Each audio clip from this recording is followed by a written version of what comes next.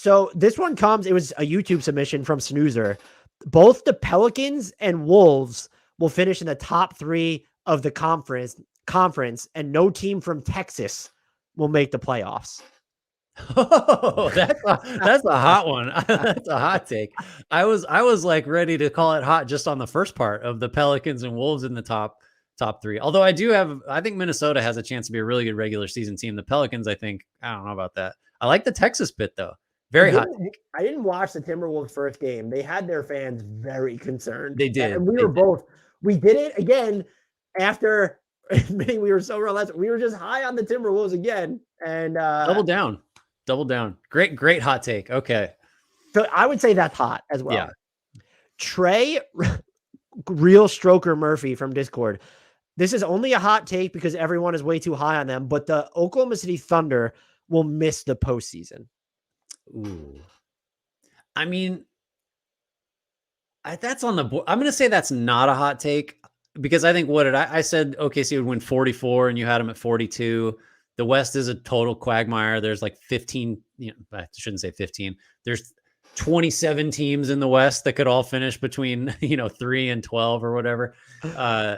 So that's not that hot. I think the Thunder could both be very good and interesting and exciting and also miss the playoffs. I think here, I would say not. If you frame it this way, the Thunder will not be in the top 10 of the West. Is that still hot? Because who are the teams, and this isn't just about the Thunder, that you would be willing to bet are going to be in the bottom 5? I still think it'll be the Spurs. Yeah. Even if Wemby's not in foul trouble every game. Portland, Houston is there. I'm out on Houston. That's over. Utah. I like Jalen Green though. Utah's in the bottom 5, right? Yeah. And then it's, yeah, I don't know. I think that's hot though, to say they wouldn't be a top 10 team in the conference. Maybe. I mean, Jalen Williams is on the Thunder. So they're going to win 61 games just because of him. So unless all the other teams win more than that, that's tough. Yeah, that's a good one. That's a thinker.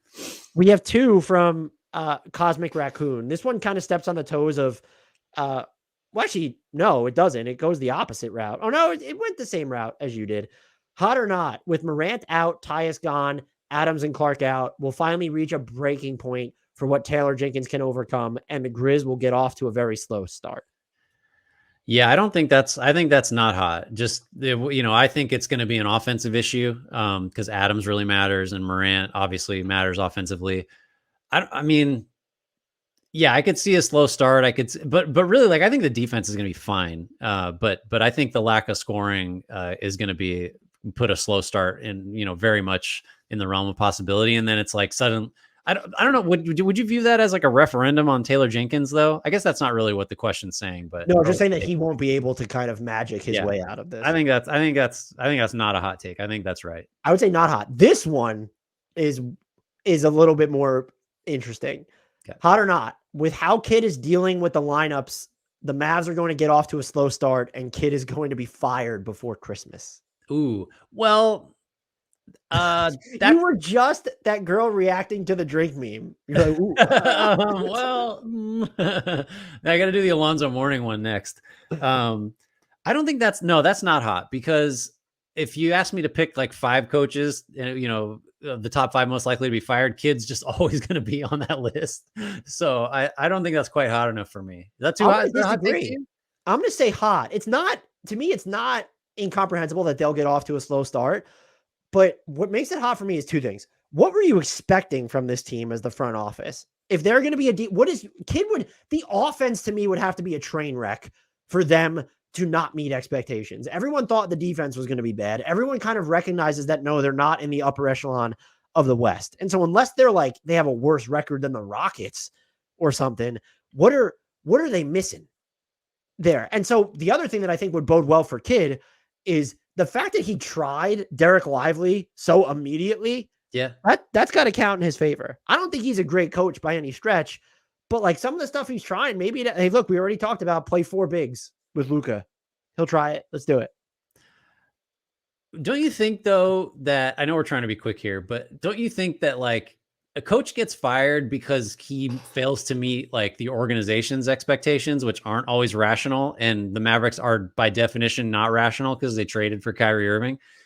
So as opposed to yeah, we all agree the Mavs are, in that mess of the West. They're not a serious contender. I think what matters more is that Dallas probably internally thinks we have Luka, we have Kyrie, we're great. We got Grant Williams, we made all these great moves, we got Derek Lively. And then if they do get off to that slow start, then Kid just is going to be the guy to get blamed because you can't turn around and trade Kyrie so easily.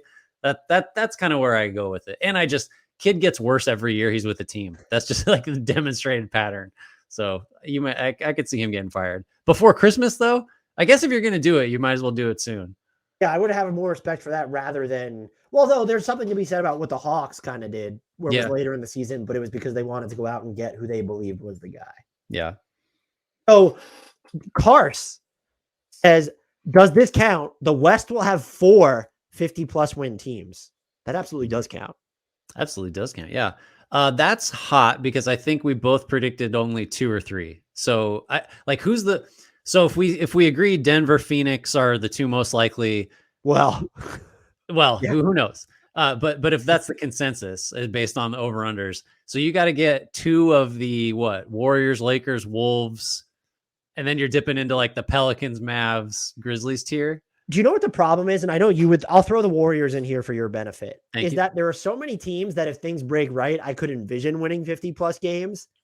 Because if you told me the Pelicans and the Timberwolves did it because their guys stayed healthy, sure. Yeah. Denver, we already mentioned Phoenix for sure. The Clippers, they're in that conversation. Is that a little too early on the Thunder? The Kings are certainly in that conversation. I'd throw the Grizzlies out of there now. That's over. But the Warriors as well. So it's because there are so many teams with 50-plus win ceilings, it works against there being that many 50-plus win teams. And therefore, I see what you're saying. Well, so is that a hot take or not? What did you say? I think it's a hot take just because I don't think the wins will be available. I see. They're gonna all spread them out too much. Yeah, I think I agree with that. And part of the reason that this is a hot take is because of this one from Killhoss. KD, hot or not, KD, Beal, and Booker play fewer than 35 games together during the regular season. That is, well, let's see. I'm going to say that's not a hot take because that should just be the expectation based on how few games Durant has played over the last several years, and Beal has not been an Iron Man. But I forget what the context was. You asked me if I picked Durant as the most likely guy to play over 65 games in podcast time, like 20 minutes ago, among a bunch of injury prone guys. So I am arguing with myself, but I don't think that's a hot take. I think that's pretty close to the expectation.